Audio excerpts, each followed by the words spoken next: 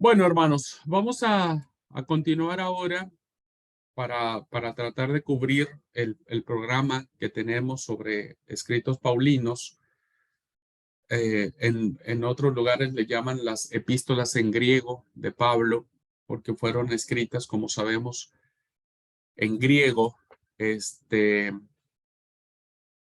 bueno, ahora corresponde analizar una epístola que yo en algún momento, hermano, les decía que los estudiosos eh, establecen que hay cartas protopaulinas y deuteropaulinas. Las cartas protopaulinas tienen que ver con aquellas cartas que en el ámbito de la erudición no hay duda de que Pablo estaba allí, eh, que vienen de la mano de Pablo. Y las deuteropaulinas, ¿no? Tienen que ver con las posturas de algunos estudiosos en donde establecen que las siguientes cartas que vamos a ver son cartas que no pudieron venir del apóstol Pablo por algunas razones, eh, que pudieron haber sido escritas por otras personas muy cercanas a Pablo. Algunos eruditos hablan acerca de la escuela paulina, de los discípulos de Pablo. Por razones de tiempo un poco, hermanos, lo voy a confesar, por razones de tiempo, no mío, sino del programa que estamos siguiendo. Y como ya he estructurado las clases para terminar a tiempo, Dios mediante la próxima semana, voy a tratar el tema de la pseudominia, que se le conoce, la pseudominia. Voy a tratar este tema en las cartas católicas.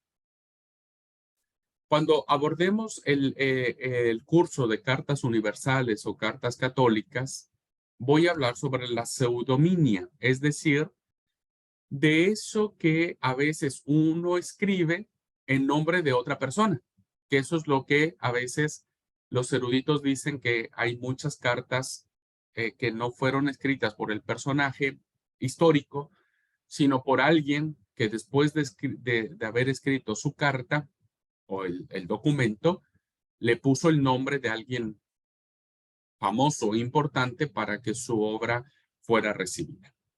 Y entonces ahí tenemos interesantes ejemplos. Tenemos el ejemplo de segunda carta de Pedro, tenemos la carta de Judas, tenemos la carta de Santiago, incluso tenemos la carta de Hebreos, en donde se ha mencionado mucho este tema de la pseudominia. Por lo tanto, vamos a establecer que esta situación de, de que alguien pudo haber escrito en nombre de otra persona, no lo voy a tocar ahora en cartas paulinas, sino lo voy a tocar en cartas católicas o en cartas universales.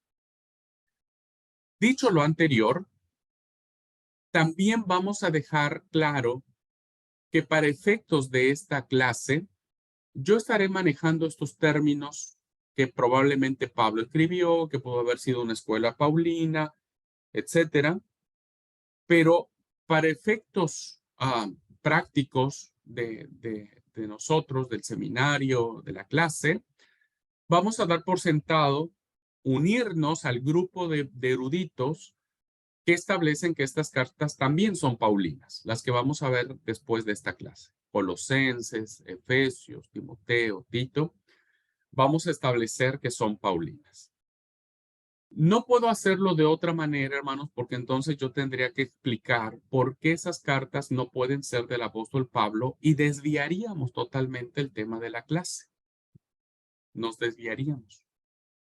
Así que nos vamos a ceñir al criterio eh, de, este, de, este, de este consenso de eruditos, en donde establecen que las cartas que vamos a ver son de Pablo. Así es que en muchas ocasiones vamos a afirmar que fue Pablo quien lo escribió, que fue Pablo quien lo dijo, pero teniendo como salvedad, por favor, que sepamos que hay argumentos, algunas veces válidos, interesantes para analizar, para discutir, que nos hacen pensar que no fue Pablo quien lo escribió, que pudo haber sido o tendría que haber sido otra persona. Pero eso, bueno, vamos a dejarlo para otro curso, un curso de maestría. Cuando ustedes cursen una maestría, ahí vamos a analizar mucho más profundo esto. Ahora solo nos vamos a concentrar en esta postura. ¿Y hermanos, queda claro lo que explicaba ahora? ¿Me di a entender? ¿Sí? Muy bien. Bueno, voy a compartir ahora la carta que sigue, que también es hermosa. Hay mucho que decir sobre la carta de los Colosenses, pero voy a concentrarme solamente en algo en particular.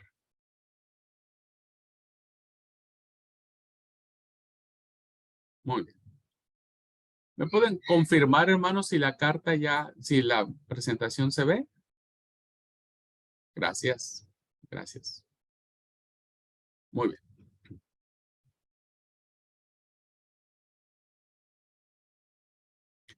Carta del apóstol Pablo a la comunidad de Colosas. Es una carta fascinante en donde vamos a mirar cuál es el propósito y qué es lo que ataca, diríamos, la carta de Pablo a los colosenses. Bueno, primero solamente como para hacer una referencia, debemos saber que la ciudad de Colosas era una ciudad que pertenecía al Valle del Lico. En este valle confluían, era un valle que estaba a 50 kilómetros de la ciudad de Éfeso, y confluían tres ciudades muy importantes en aquella época. Evidentemente hoy incluso hay menciones arqueológicas, no sé ahora, pero bueno, la fuente que estoy consultando menciona que no tendríamos, los arqueólogos incluso no saben realmente dónde estuvo la ciudad de Colosas, pero había tres ciudades importantes en esa época, que era Laodicea, Hierápolis, Hierápolis sí, y Colosas. Evidentemente, eh, la ciudad de Colosas estaba en medio de la Odisea y de Hierápolis. Estaba en medio. Eh, como unos 15 kilómetros río arriba de este valle del Lico. Bueno, este valle, hermano, solamente como para unas referencias históricas, tenía dos características para que sepamos más o menos. Esto lo vamos a ver mucho más, hermanos, cuando veamos Apocalipsis. Cuando veamos Apocalipsis, el libro de Apocalipsis, vamos a analizar la iglesia de la Odisea, que es esta, la que aparece acá, ¿no? Y ahí vamos a ver que todo lo que poquito que diremos ahora, lo vamos a desarrollar mucho más cuando analicemos la iglesia de la Odisea en el libro de Apocalipsis. Bueno, este valle del Lico que albergaba tanto la Odisea, Hierápolis y Colosas tenía dos características. Una era que una ciudad muy sísmica, un terreno muy sísmico, había muchos terremotos. De hecho, la Odisea, por los terremotos, fue destruida varias veces fue destruida por los terremotos que había, sé que en Colombia ha habido terremotos últimamente, ¿no? Y todos los que hemos sentido un sismo, un terremoto, bueno, sabemos que no es nada lindo y hemos visto en videos y demás cómo las casas se destruyen y todo queda en ruinas. Bueno, ahí estaba situada estas tres ciudades, ¿no? Y la segunda característica que tenía el Valle del Lico es que sus aguas y sus afluentes estaban impregnadas de cal. Esto hacía que hubiera paisajes hermosos de formas naturales, muy interesantes, donde un autor describe el Valle del Lico de la siguiente manera. Los monumentos antiguos están enterrados. La tierra fértil está cubierta de costras impenetrables. Los cauces del río se esbozan y las corrientes se desvían. Se forman grutas fantásticas y cascadas y arcos de piedra por este poder extraño, caprichoso, a la vez creador y destructivo que elabora calladamente a través de los siglos. Fatales para la vegetación, estas incrustaciones se extienden como una mortaja pétrea sobre el suelo, reluciendo como glaciares en las colinas, atraen la mirada de los viajeros a una distancia de 30 kilómetros y forman un esquema impactante de escenario de belleza y grandeza nada corrientes. Bueno, en esencia, así era como se miraba este valle y que evidentemente, en particular, los habitantes de la ciudad de Colosas admiraban. La ciudad, hermanos, la región donde se ubicaba la iglesia de Colosas era una región muy rica, porque el terreno volcánico que tenían, los volcanes estaban muy cerca, por eso los terremotos, los volcanes, todos sabemos que todo lo que provoca el volcán es destrucción, pero lo que tenía que ver con la tierra volcánica siempre hace que las tierras sean fértiles, ¿no? Y entonces eso hacía que hubiese en este valle tierras de pastos en donde se criaban grandes rebaños de ovejas que, que lo hacía evidentemente una región de industria lanera. O sea, se comercializaba la lana de las ovejas.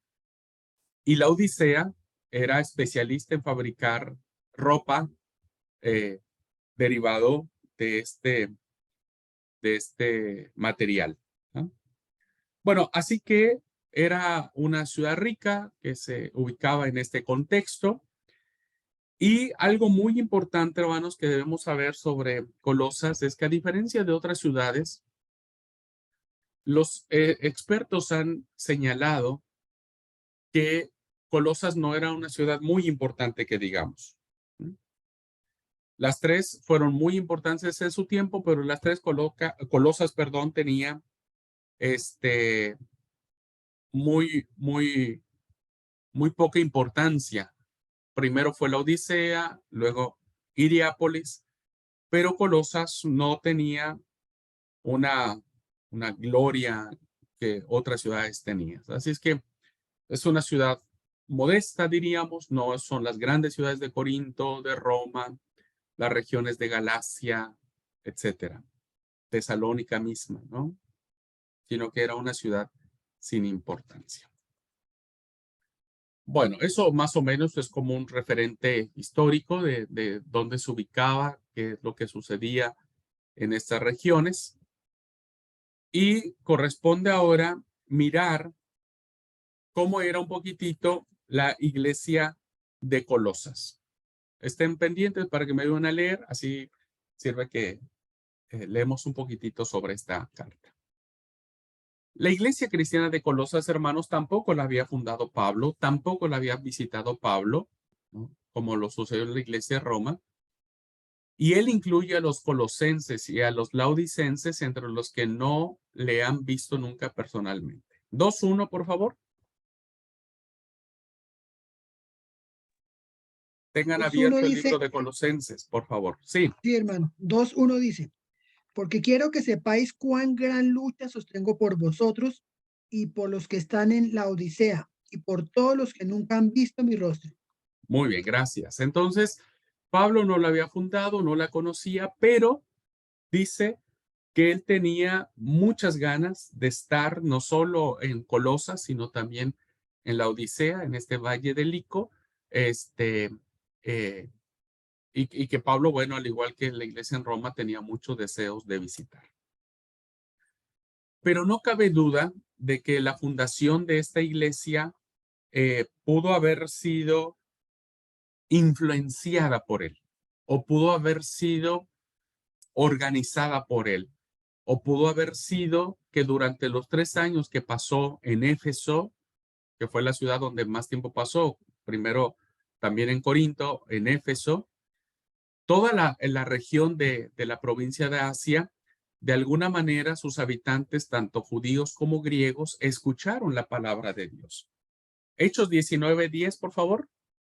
Vamos a ver el testimonio de Lucas en el libro de Hechos 19:10 para darnos cuenta cómo la influencia que Pablo pudo haber tenido desde la iglesia de Éfeso alcanzó de alguna manera a la iglesia de Colosas. Leo, ¿Sí? 19:10. Esto continuó por 2 años, de manera que todos los que vivían en Asia oyeron la palabra del Señor, tanto judíos como griegos. Muy bien, gracias. Entonces, teniendo esta referencia, pues evidentemente durante el tiempo que Pablo estuvo, dice 2 años, por espacio de 2 años, pues las misiones, ¿no? La influencia, los misioneros, los evangelistas, pues tomaron rumbo, tomaron camino y fueron a la Odisea. Tan es así que Apocalipsis va a recoger el mensaje a la iglesia de la Odisea, ¿no? Por parte del ángel, pero en este caso estamos hablando de Colosas y aunque Pablo, insisto, pudo no haber ido personalmente a predicar, evangelizar, sí la influencia de su trabajo en Éfeso, que abarcó toda la provincia de Asia, pudo haber alcanzado sin duda la iglesia de Colosas.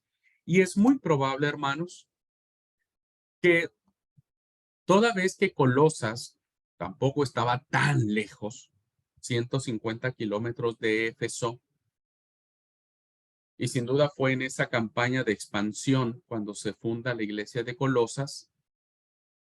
No sabemos quién fue su fundador, pero existe la propuesta de que es muy probable que haya sido Epafras quien inició la obra en esta ciudad. Epafras es mencionado, reconocido, nombrado por Pablo como un consiervo amado y un fiel ministro del Señor en aquella iglesia y al que más adelante se va a relacionar con las otras 2 ciudades que es Hierápolis y la Odisea. 1:7, por favor, de Colosenses. Dice, como lo habéis aprendido de Epafras, nuestro consiervo amado, que es un fiel ministro de Cristo para vosotros. Muy bien, un fiel ministro, ¿viste? Y entonces el hecho de que Pablo haya mencionado a Epafras es porque la ciudad de Colosas conocía a Epafras, ¿no? Y que pudo haber sido uno de los misioneros o evangelistas que, estando en Éfeso, haya ido, escuchado el mensaje paulino y haya ido a Colosas. 4:12, Leo, ¿sí? os saluda Epafras, el cual es uno de vosotros, siervo de Cristo, siempre rogando encarecidamente por vosotros en sus oraciones, para que estéis firmes, perfectos y completos en todo lo que Dios quiere. El 13 también, Karina, por favor. Porque de él doy testimonio de que tiene gran solicitud por vosotros y por los que están en la Odisea y los que están en Hierápolis. Muy bien, gracias. Hierápolis. Sí, gracias, Hierápolis, sí, medio complicado el nombrecito. Bueno, es muy probable, hermanos, que haya sido Epafras el que hizo esto. No tenemos certeza de que también esto haya sucedido porque no hay una referencia al respecto, pero sí podríamos nosotros considerar que el hecho de que haya sido nombrado por lo menos 2 veces en esta carta eh, sea un personaje importante. Si bien es cierto, a lo mejor no fundó la iglesia allí, sí fue el ministro, el pastor, el líder responsable de aquella zona. Así que de esa forma, Pablo tiene el contacto con la iglesia de Colosas. Ese es el vínculo que lo une. Ahora, la iglesia de Colosas, hermanos, también era una iglesia en su mayoría gentil, en su mayoría.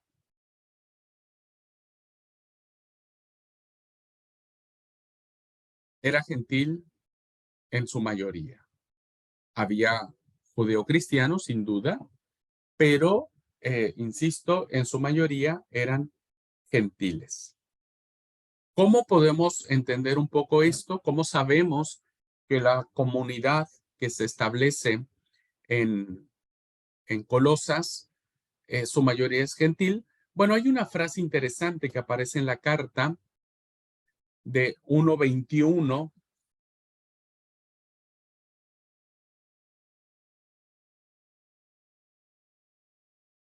Por favor, si alguien me gusta a leer, por favor. Dice, y a vosotros también, que erais en otro tiempo extraños y enemigos en vuestra mente, haciendo malas obras, ahora os ha reconciliado. Muy bien, gracias. Esta frase que aparece, ¿no? De extraños y enemigos o extraños y hostiles de mente, Pablo la usaba corrientemente o de manera usual, de manera usual, para referirse a todos aquellos que estaban fuera del pacto de la promesa de Dios. Entonces, esta expresión nos da a entender que no pertenecían al pueblo de Dios o a los judíos, ¿no es cierto? Sino que evidentemente eran judíos, gentiles, perdón. En 1:27, por favor, si alguien quiere leer. Leo, hermanos. Sí. Dice 1:27, a quien Dios quiso dar a conocer las riquezas de la gloria de este ministerio entre los gentiles, que es Cristo en vosotros, la esperanza de gloria. Muy bien, entonces, gracias, en este versículo habla de dar a conocer el ministerio de Cristo entre los gentiles, ¿no? Y claramente podemos ver la referencia a, a los colosenses, a la iglesia de Colosas. Esto va a ser muy interesante, hermanos, porque ahora viene el tema fuerte que es la herejía colosense. ¿Cómo sabemos también que tiene que la iglesia de Colosas era una iglesia gentil?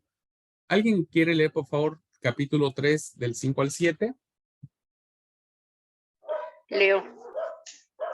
Haced morir pues lo terrenal en vosotros, fornicación, impureza, pasiones deshonestas, malos deseos, avaricia, que es idolatría, cosas por las cuales la ira de Dios viene sobre los hijos de desobediencia, y en las cuales vosotros también anduvisteis en otro tiempo cuando vivíais en ellas. Muy bien, gracias. Entonces vemos, hermanos, una lista de pecados que Pablo dice, antes ustedes hacían esto, que evidentemente esta lista denota la conducta de muchos gentiles que por su cultura, como lo vimos en Corinto, que por su cosmovisión, pues era normal hacerlo. Con estas referencias, creo que podemos concluir con seguridad que la membresía de la iglesia colosense estaba formada en su mayoría por gentiles. Este dato, hermanos, va a ser muy interesante porque evidentemente la herejía colosense que vamos a analizar ahora, lo que aparece en la carta, tiene que ver con la cosmovisión de todos los miembros de la comunidad. De todos los miembros de la comunidad. Entonces vamos a mirar que existe una amenaza para la iglesia. Una amenaza para la iglesia de Colosas. Algo estaba allí que estaba amenazando a la iglesia.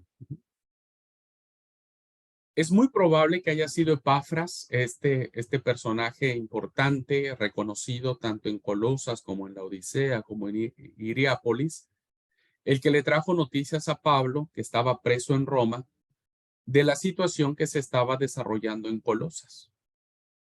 Muchas de las noticias eran buenas, de forma que Pablo da gracias a Dios por su fe en Cristo y el amor a los santos. 1:4.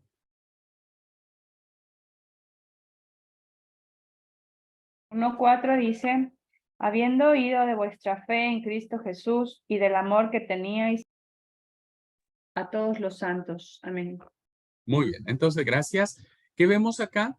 Que bueno, Epafras le trae esta noticia y dice, bueno, gracias a Dios escucho que vuestra fe en Cristo está presente y tienen amor entre ustedes. Buenas noticias, ¿no?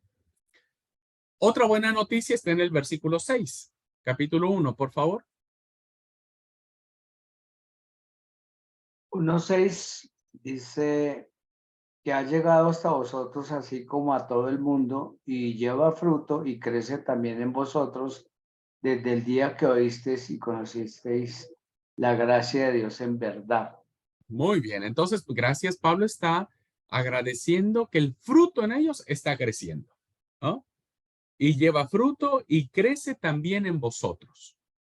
El fruto del Espíritu está creciendo interesante en la vida de los creyentes. Buena noticia. Hay otra buena noticia en el versículo 8, por favor. El cual también nos informó acerca del amor de ustedes en el Espíritu. Muy bien, entonces, gracias. Epafras le trae buenas noticias a Pablo de la iglesia en Colosas sobre el amor que existe en el Espíritu.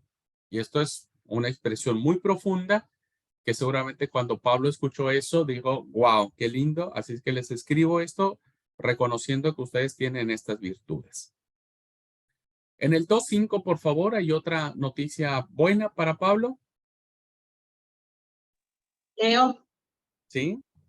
porque aunque estoy ausente en cuerpo, no obstante en espíritu estoy con vosotros, gozándome y mirando vuestro buen orden y la firmeza de vuestra fe en Cristo. Muy bien, gracias. Entonces, otra buena noticia que encontramos en la iglesia de Colosas es que se alegra de saber que se mantienen en orden, ¿no? Un dato muy interesante, y están firmes en la fe. Bueno, con esto podríamos decir que había cosas hermosas en la iglesia de Colosas y que Pablo estaba recibiendo buenas noticias de parte de Epafras sobre lo que estaba sucediendo allá. ¿Mm? Sin embargo, queridos hermanos, no podemos decir que todo era bueno, sino que había una amenaza muy latente para la iglesia de Colosas que se le ha llamado la herejía colosense. No podemos decir con precisión, queridos hermanos, cuál era esta herejía. Ustedes saben que es una herejía, ya ustedes lo vieron en muchas clases. No sabemos qué herejía se estaba infiltrando o estaba germinando al interior de la iglesia de Colosas. Así es que vamos a tratar de descubrir cuáles serían. ¿Okay?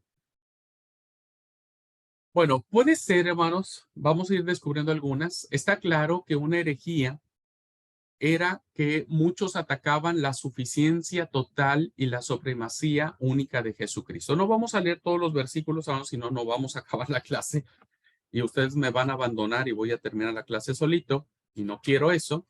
Solamente vamos a leer el 1:15, por favor. 1:15. 1:15 dice, Él es la imagen del Dios invisible, el primogénito de toda creación. El 19. Por cuanto agradó al Padre que en él habitase toda plenitud. Amén. Gracias. Entonces está claro, hermanos, que parte de esto que se estaba infiltrando es que había personas que atacaban la suficiencia total y la supremacía de Jesucristo como el Hijo de Dios. Por eso Pablo dice, Jesús es la imagen del Dios invisible, el primogénito de toda creación. Le dejo ahí los versículos para que ustedes después con calma los puedan revisar. Había otra que tenía que ver con que Pablo se esforzaba mucho en subrayar el papel de Cristo en la creación. ¿Qué rol tuvo Cristo en la creación? Versículo 16 y 17. Porque en él fueron creadas todas las cosas, tanto los cielos como la tierra, visibles e invisibles, ya sean tronos o dominios o poderes o autoridades. Todo ha sido creado por medio de él y para él. Y él es antes de todas las cosas, y en él todas las cosas permanecen. Amén. Gracias. Entonces, a través de estos versículos vemos cómo el Hijo fue instrumento, fue medio para que el Padre pudiera crear todo el universo. aunque el Hijo no fue creado en la creación, el Hijo, ¿no es cierto?, estuvo presente en la creación y por lo tanto no habría que negar su divinidad. Había otra razón por la cual Pablo escribe a los colosenses, que era que muchos dudaban sobre la humanidad real de Jesucristo. Vamos a ver. 2:9. Vamos a leer solo el 2:9. Leo.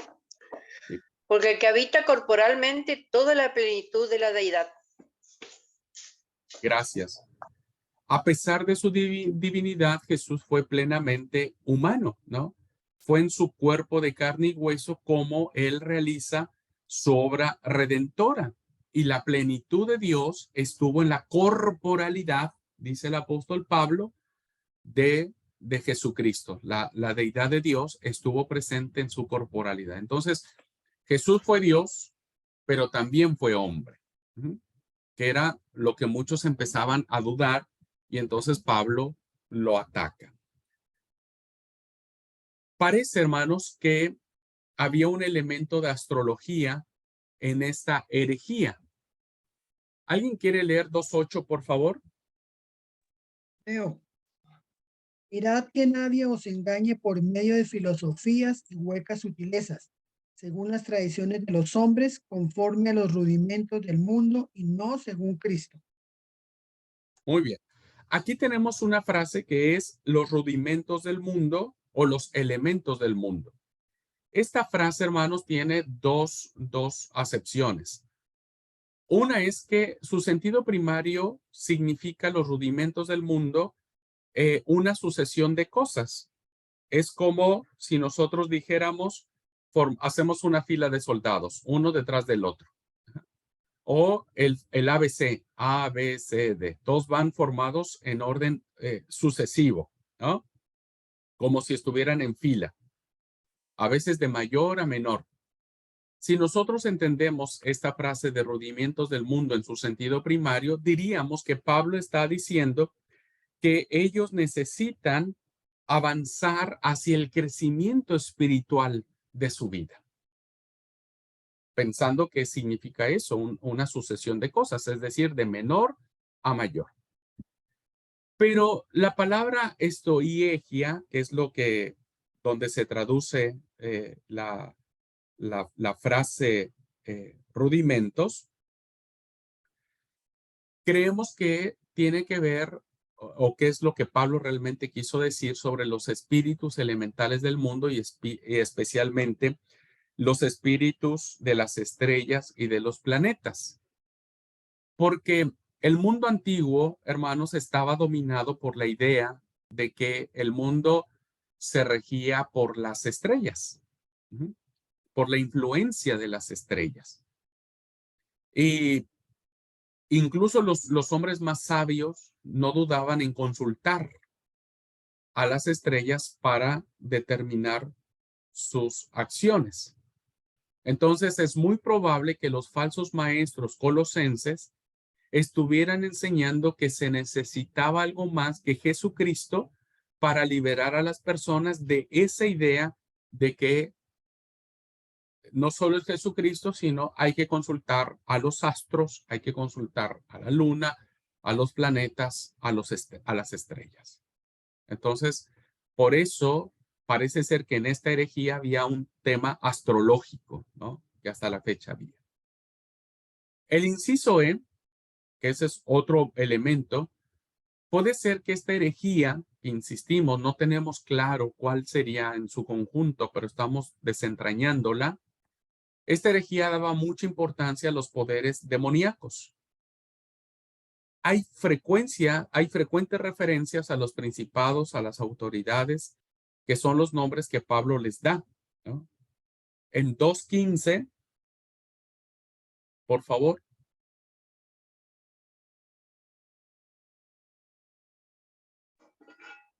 Y Leo. perdón, Doris. y despojado de los principios a las potestades, los eximió públicamente, triunfando sobre ellos en la cruz. Muy bien, gracias. Bueno, el mundo antiguo, hermano, se creía implícitamente en los poderes demoníacos. Se pensaba que el aire estaba lleno de todos estos poderes demoníacos, que los poderes demoníacos estaban en el viento, en el rayo, en el trueno, en la lluvia, ¿no? Que en todos los lugares había demonios, en los árboles, los ríos, los lagos. Es decir, que el mundo antiguo vivía en un universo asediado, atacado por los demonios. Entonces, Pablo atiende esto y dice que evidentemente los falsos maestros colosenses decían claramente que se necesitaba algo más aparte de Jesucristo para vencer el poder de los demonios. Y el evangelio es que dice que principados y potestades fueron sometidos por Cristo y en la cruz el Señor tiene todo el poder para someter cualquier espíritu demoníaco.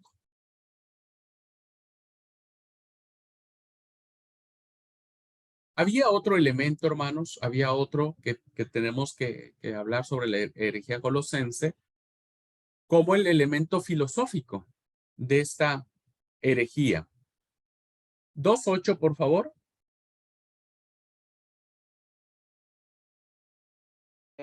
Leo dice 2:8, mirad que nadie os engañe por medio de filosofías y huecas sutilezas según las tradiciones de los hombres, conforme a los rudimentos del mundo y no según Cristo. Gracias. Que nadie os engañe por medio de filosofías y huecas sutilezas. Los maestros falsos, los herejes, consideraban que para ganarse a los creyentes y que los siguieran a ellos, pues inventaban filosofías, ¿no? Inventaban vanas sutilezas, eran re astutos, y entonces ellos decían, hermanos, que el evangelio, la sencillez del evangelio, no puede ser que seamos salvos tan fácil, tan sencillito. Entonces, había que hacer otra cosa, tendría que haber otra respuesta, que la salvación no solamente era de Jesucristo. Por eso Pablo dice que nadie los engañe con eso. El evangelio, la realidad del evangelio es mucho más fácil. No necesitamos elementos esotéricos, no necesitamos elementos filosóficos para reconocer que somos salvos en Cristo Jesús. Había otra tendencia en esta herejía que tenía, hermanos, que ver con la observancia de ciertos días, rituales, festividades, lunas nuevas y sábados, ¿no? 2:16. Por tanto, nadie os juzgue en comida o en bebida, o en cuanto a días de fiesta, luna nueva o días de reposo. Muy bien, entonces era como decir, hay que hacer esto, ¿no? Para ser salvos, o sea, hay que guardar ciertos días, incluso el sábado. Mucha gente sigue pensando hasta la fecha que el sábado nos salva. Y Pablo dice, no podemos nosotros pensar que por hacer eso vamos a alcanzar la gracia del Señor. O sea, todo eso era una sombra de lo que venía por delante. Otra de las cosas que había que combatir en la iglesia de Colosas era el elemento ascético.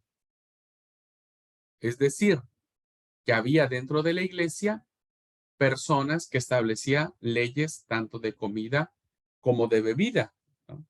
Ya lo vimos.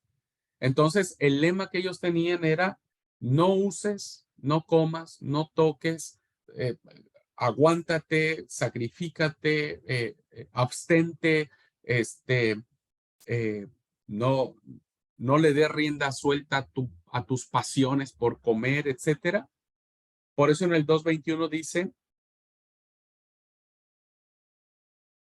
tales como, el versículo 20 dice, pues si habéis muerto con Cristo en cuanto a los rudimientos del mundo, ¿por qué, como si vivieseis en el mundo, os sometéis a los preceptos tales como no manejes, ni gustes, ni aun toques, en conformidad a mandamientos y doctrinas de hombres? Porque había este movimiento, ¿no es cierto? Decir, no, eso es malo, eso es pecado, la comida no está bien, el disfrute, el goce, ¿no? Entonces, por eso hay mucha gente que tiene este sentido ascético del sacrificio del cuerpo como para agradar a Dios. Entonces, Pablo dice, a ver, si ustedes ya fueron liberados de eso, pues no necesitan volver a lo mismo. Lo más que tenemos que tener en cuenta es que había por lo menos una parte de antinomismo. Ustedes ya saben qué es eso, lo vieron en sus clases ya de teología y demás, donde tendía a ser que las personas descuidaran la castidad que debe tener el cristiano y tomar a la ligera los pecados del cuerpo, ¿no? Decir, no, eso no le hagas caso. El antinomianista es el que está en contra de la ley, ¿no? Está en contra de la ley. No obedezca lo que la ley dice. 3 al 8, capítulo 3 del 5 al 8, nos habla acerca de todas estas cosas como fornicación, impureza, pasiones, malos deseos, desobediencia, ira, enojo, malicia, blasfemia, deshonestía, mentira, etcétera, etcétera.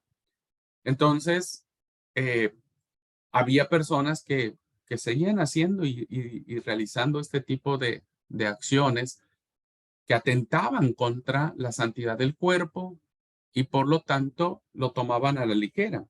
Por eso el apóstol Pablo dice, hagan morir lo terrenal que hay en ustedes. O sea, finalmente desháganse de eso, ¿no? Entonces había un grupo de personas, de cristianos que, bueno, pues no le hacían mucho caso y pues le daban rienda suelta a las pasiones. Finalmente, hermanos, tenemos una herejía o algo que la carta de Pablo ataca.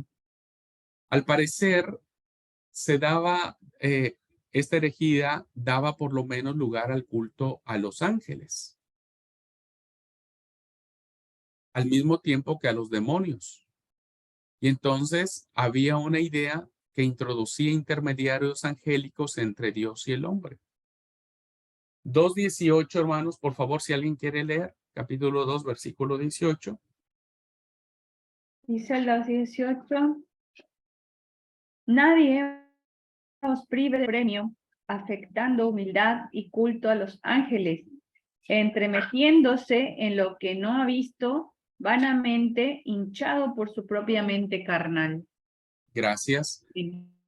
Entonces había aquí una herejía en donde la iglesia, cierto grupo, estaba dando culto a los ángeles, en donde eran seres intermedios entre Dios y el hombre, y cuando Pablo en otras ocasiones había dicho que hay un solo mediador entre Dios y los hombres, Jesucristo hombre. Los ángeles no deben ser adorados, no deben ser glorificados, porque el único digno de adoración es el que está sentado en el trono y al Cordero. Son los únicos que merecen la adoración. Eso lo vemos en Apocalipsis. La adoración se rinde a ellos dos solamente. Entonces había esta tentación de rendirle culto a los ángeles. Así que en estos términos, queridos hermanos, vemos claramente algunos de los temas que plantea la carta de Pablo a los colosenses y que son pautas interesantes para poder nosotros seguir profundizando al respecto. Muy bien. Sumario de información básica. La fecha, hay varias posturas. Si se cree que fue escrita por Pablo, como hemos dicho, o por Timoteo mientras el apóstol Pablo estaba vivo, o poquito después de morir, entonces muchos eruditos la fechan en Roma entre el 61 y 63. O si fue compuesta por Pablo, si fue escrita por Pablo, pudo haber sido escrita en Éfeso entre el 54 y 56. Y en opinión del 60% de la crítica, dicen que esta carta es seudónima ¿no? La pseudominia que les hablaba yo al principio, que es una carta que se escribió cuando Pablo ya había muerto, y sitúan esta carta en los años 80 en la ciudad de Éfeso. Pero para este grupo de eruditos, pues evidentemente es una carta deuteropaulina, que no fue escrita por el apóstol Pablo, sino por la influencia de sus discípulos. Aquí está claramente vistas las dos posturas. Para nosotros creemos que fue escrita por Pablo y la mayoría concuerda que fue en Éfeso, en Roma, perdón, donde fue escrita, en Roma. Los destinatarios, bueno, como dijimos, fueron destinados a los cristianos de Colosas, en el valle del río Lico, en Frigia, en la provincia de Asia, no evangelizada por Pablo, sino probablemente por Epafras, quien fue quien le informó a Pablo sobre los problemas que había en la iglesia. La autenticidad, bueno, una modesta probabilidad favorece la autoría de un discípulo de Pablo cercano a ciertos aspectos de su pensamiento. Aquí es donde se discute que esta carta pudo haber sido no escrita por Pablo, sino algunos de sus discípulos, quizás miembro de su escuela en Éfeso. Recuerden que Pablo tenía su escuela, diríamos, la escuela de sus discípulos, y que esta es una de las razones por las cuales muchos creen que estas cartas fue escrita por esa escuela de sus discípulos. Bueno, la unidad no se discute, se cree que fue escrita, diríamos, por Pablo. Y es probable que el himno que existe en el versículo del 15 al 20, porque es un himno, hermanos, es un himno, en los versículos del 15 al 20, haya sido un himno existente y que Pablo, como sucedió en Filipenses, solo lo transcribió. Pero esos versículos eran un himno que la iglesia primitiva cantaba. Bueno, la división formal, pues tenemos los mismos elementos: fórmula introductoria, acción de gracias, cuerpo de la carta dividido en dos, una parte indicativa y otra parte imperativa. Y tenemos saludos y la fórmula conclusiva. Y en relación a la división según el contenido, bueno, tenemos capítulo 1, versículo 1 y 2, la fórmula introductoria. Tenemos el proemio consistente en la acción de gracias de los versículos 3 al 8, una oración del 9 al 11 y una alabanza del señorío de Cristo con un himno del capítulo 4 del 7 al 18.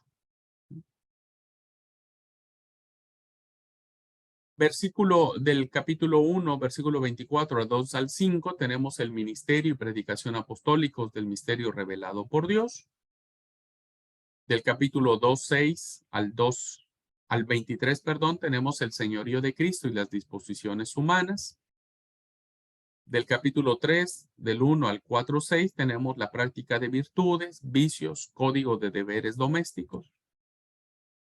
Y el capítulo 4, del 7 al 17, tenemos saludos y mensaje. Y el versículo 18, el capítulo 4, tenemos la salutación de la propia mano de Pablo y una bendición que él otorga al final. Así que así estaría dividido, según el contenido, la carta del apóstol Pablo a los colosenses. Muy bien, pues hasta aquí estaríamos terminando el abordaje de estas dos cartas que tuvimos hoy. Vuelvo a repetir, hermanos, por el tema del tiempo no nos permite saborearlas con mayor profundidad, pero yo les motivo a que ustedes hagan su esfuerzo, no esperen que alguien más lo haga, hagan su esfuerzo, investiguen y sigan profundizando en estas dos hermosas y poderosísimas cartas que tienen que ver con la, el pensamiento paulino. ¿Preguntas, comentarios, dudas?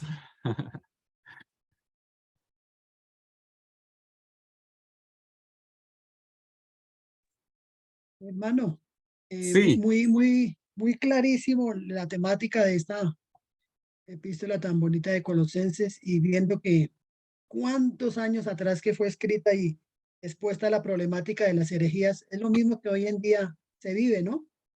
De ahí que nosotros, pues, el cuidado en a qué le estamos dando oído, a qué le estamos prestando atención, ¿no? Porque no ha cambiado para nada los tiempos, hermano.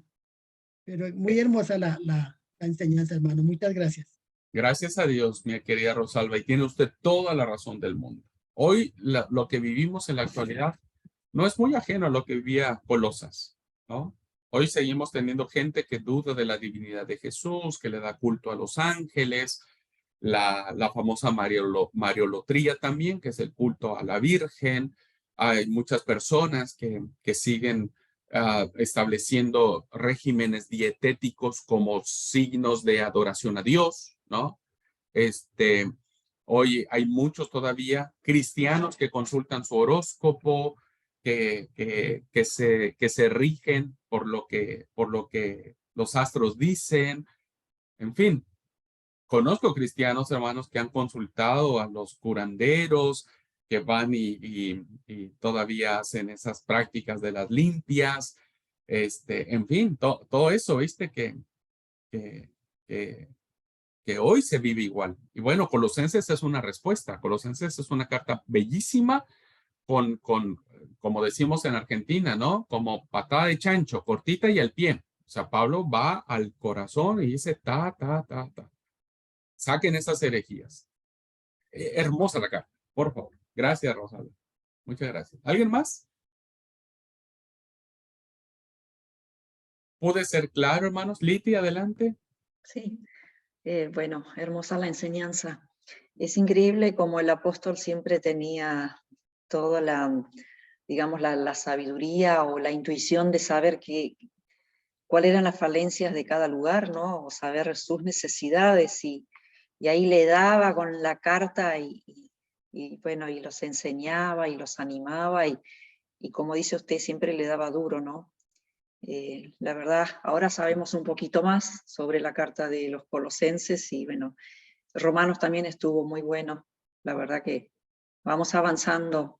De a poco se nos va como que abriendo un poco la laguna que tenemos en la cabeza y vamos aprendiendo porque hay que saber aprender también, ¿no? Digo que uno va obteniendo cosas hermosas. Y bueno, gracias, Pastor, por la enseñanza de cada clase. La verdad que, como dice usted, en las vacaciones, poder volver a ver, poder reflexionar y está bueno.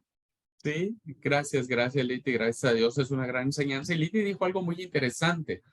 Pablo siempre tenía la palabra precisa para las acciones que se presentaban. ¿Viste? Siempre tenía eso porque conocía. Y bueno, la intención de este trabajo que vamos a hacer, que no nos vamos a comparar con Pablo, pues es tratar de vivir esta experiencia, ¿no? Nosotros conocemos las iglesias donde nos congregamos y la iglesia que nos congregamos necesita una palabra precisa, una palabra correcta, ¿no? La palabra ideal para nuestras congregaciones. Así es que vayan reflexionando, pídanle dirección a Dios, que sea una hermosa carta espiritual, profunda, bíblica, inspirada en Pablo. Va a ser linda experiencia, qué sé yo, no sé ustedes, pero va a ser linda experiencia escribir nuestras cartas. Karina. Sí, con respecto a la autoría de esta carta, en mi Biblia, bueno, en cada libro tiene un resumen del contexto, del propósito del autor de las cartas. Y acá me dice que la autoría le da principalmente a Pablo, según en lo que dice en el capítulo 4:10. Se atribuye a este texto como autor directo de esta carta. Es un comentario, no sé si es una pregunta o un comentario. Está buenísimo, sí, nos vamos a enfrentar a esto, hermanos, porque por eso hice la aclaración al principio de esta clase. Hay razones para sustentar que las cartas paulinas, estas cartas que vamos a ver ahora, a partir de Colosenses, no pertenecen a Pablo por algunas razones que si yo las tendría que explicar ahora, tendríamos que tomar otra clase extra, ¿no? Pero hay un grupo de eruditos, como seguramente el que escribió la Biblia, quien hizo la Biblia que tenés, porque recuerden que las traducciones de las Biblias siempre vienen escritas por personas que tienen ya cierta cosmovisión, cierta tendencia, ¿no? Cierta tendencia. Entonces, es muy probable que la persona que escribió esa traducción o ese libro o hizo el comentario de este libro sea de los del grupo que siguen defendiendo la autoría paulina, ¿no? Y evidentemente lo sustentan con ese pasaje y con otros más. Pero ver las posturas de aquellos que ponen en duda la autoría paulina también es digno de explicar, de tratar de entender por qué esas cosas, ¿no? No me quise meter en eso, por eso dije que para efectos de esta clase vamos a considerar que las cartas son paulinas, ¿no? Las cartas son paulinas, nos vamos a ceñir a la mayoría, diríamos, de eruditos, pero no dejando de lado que existen razones para considerar que las cartas no sean propiamente de Pablo, pero sí de su influencia paulina, pero sí de su pensamiento paulino. Así que para esos efectos nos vamos a situar con que estas cartas son paulinas. Y dependiendo el libro que ustedes elijan consultar, el comentario, depende del autor, van a encontrar razones, ¿no? Así que eso ya es cuestión académica, eso ya es cuestión de investigación. Eso ya es cuestión de que cuando ustedes vean algún libro, algún autor, ustedes van a encontrar las razones que esgrimen unos y otros. Pero en esencia, vuelvo a repetir, para nosotros las cartas son paulinas. Sí, Pedrito. A ver, hermano, yo aquí estaba mirando la parte donde el hermano nos dice que la amenaza para la iglesia, ¿no? La amenaza para la iglesia, refiriéndose a que Epáfras le estaba llevando como un informe del desarrollo que se estaba haciendo en Colosas, ¿no? Y el hermano, pues, al principio nos hacía dar, digamos, a conocer la importancia de que como Iglesia Universal hubiese algo así como común para estar trabajando en el buen desarrollo de lo que es la iglesia total, ¿no? Porque en ciertos lugares, pues, hay diferentes formas digamos, dependiendo del país, culturas, para poder desarrollar los cultos, para poder desarrollar la parte eucarística, no la parte que nos enseñó el hermano Marcos, ¿sí? Eclesial, para que no se pierda, digamos, la identidad como iglesia, ¿sí? Entonces, yo tomaba como referencia a eso, ¿no? La importancia que se debería de darle totalmente a la Iglesia de Dios Séptimo Día Colombia y demás iglesias que están en un patrón, ¿sí? En un patrón que se lleve y que se cumpla para no perder identidad. Y eso lo logramos, Pedrito, cuando nos unimos. Debemos estar unidos, debemos hacer esa red de iglesias, ¿no? Donde si nos unimos, fortalecemos nuestra identidad como iglesia de Dios, ¿no es cierto? Y no nos perdemos en el medio del fragor de la batalla de muchas ideas que hoy se están queriendo infiltrar. Entonces, gracias por su aporte, es muy importante eso. Y Dios permita que podamos hacer esas alianzas. Bueno, ¿alguien más, hermanos? ¿Hermanas? Marisa. Tu micro está cerrado, Marisa. Que me vine a cocinar porque voy a tener visita, pero estaba escuchando la clase y pensaba, tantas cartas lindas, tantos consejos, tantas exhortaciones y cosas, todo que hacía el apóstol Pablo. ¿La gente realmente aceptaba todo eso o es también como es hoy, por ejemplo? Pues yo digo, nosotros hoy también tenemos hermosas exhortaciones, hermosa enseñanza y por ahí hay personas que llevan como quieren la doctrina, las cosas, ¿no? O sea, solamente un comentario y me vino a la mente eso, ¿cómo sería? ¿Y la gente aceptaba realmente lo que Pablo le decía, le exhortaba, le hablaba, le decía? ¿O sería como nosotros cabezudos nomás? Buena observación, Marisa. Vos sabés que, como dijimos hoy, no estamos muy lejos de ser la iglesia o de Colosas o de Galacia o de Tesalónica. La verdad que no estamos nada lejos de eso. Ustedes saben que hay un testimonio. Pablo le escribió por lo menos 2 cartas canónicas, que es las que tenemos nosotros a los corintios, ¿no? Sabemos que pueden haber sido 2, 3, 4. Algunos dicen que hasta 5 cartas que Pablo le escribió. Resulta que uno pensaría decir, después de esas cartas, todos anduvieron así, viste, derechitos, todos hicieron lo que Pablo dijo y demás. La verdad es que no. Hay el testimonio de lo que era Ignacio de Antioquía, que él vuelve a escribir a la carta a los Corintios, ¿no? Y en sus escritos se nota que estaban igual que cuando Pablo les escribió la carta, después de pasados 30, 40 años. Y estaba igual la iglesia. Entonces, no, desafortunadamente no todos aceptaron como hoy en día cuando vos te parás y predicás y decís, hermanos, miren, la Biblia dice que no hay que ser chismosos. Bueno, siempre habrá uno que sigue haciéndolo, ¿no? No debemos ser rencorosos, siempre hay uno que guarda rencor. No debemos ser esto y siempre hay uno que anda haciendo el quilombo, ¿viste? Pasa lo mismo. Pero eso no quiere decir que las cartas fracasaron, bajo ninguna circunstancia, porque siempre hubo personas que sí obedecieron el mandato de Pablo. Y fue el testimonio de esas personas que provocó que Pablo siguiera, las cartas de Pablo siguieran teniendo autoridad hasta nuestros días.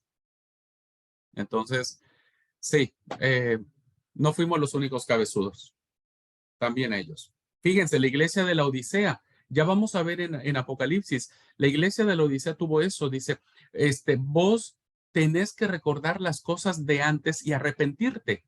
O sea, el mensaje había llegado en Pablo, ¿te acordás? Pablo, la Odisea, Hierápolis, a Colosas. Ellos también recibieron el evangelio, pero que Apocalipsis se escribe 40 años después, 50 años después. ¿Y cuál es el testimonio que tiene, qué es lo que tiene el ángel contra la iglesia de la Odisea? Es esa. Vos no estás cambiando, vos seguís haciendo las cosas de antes. Arrepiéntete de donde te has caído. Entonces, esa es una referencia muy clara para darnos cuenta que Dios sigue dando esta libertad a los seres humanos de obedecer o no obedecer su palabra.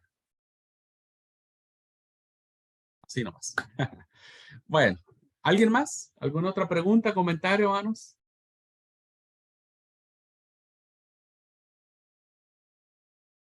Es fascinante todo esto. Recuerden, más allá de que si hay este debate entre los eruditos de que si es escrita por Pablo o por su escuela de discípulos, no le resta inspiración divina a la palabra de Dios. Si le escribió cualquier otro, concedamos por un momento que fue escrita por otra persona. Esas cartas, esas personas también fueron inspiradas por el Espíritu Santo, concediéndoles razón. Ahora, si fue Pablo, pues Pablo también era un hombre común y corriente. Tampoco crean que Pablo era Dios. Pablo no era Dios. No era el único autorizado para escribir cartas. ¿Ah? Entonces, concedamos razón de que todas las 27 libros que tenemos en el Nuevo Testamento son palabras de Dios. De eso no tenemos la menor duda. ¿Okay? Bueno, hermanos, pues si no hay preguntas, comentarios, la próxima semana, en la clase de lunes, vamos a ver Efesios y Tito. Son las 2 cartas que vamos a ver. ¿Ok? Y terminamos con las 2 cartas a Timoteo y la segunda carta a los tesalonicenses. Y con eso cerramos las cartas paulinas. ¿Ok? Bueno, nos vemos la próxima semana, hermanos. Que Dios les bendiga. Linda tarde para todos. Chao.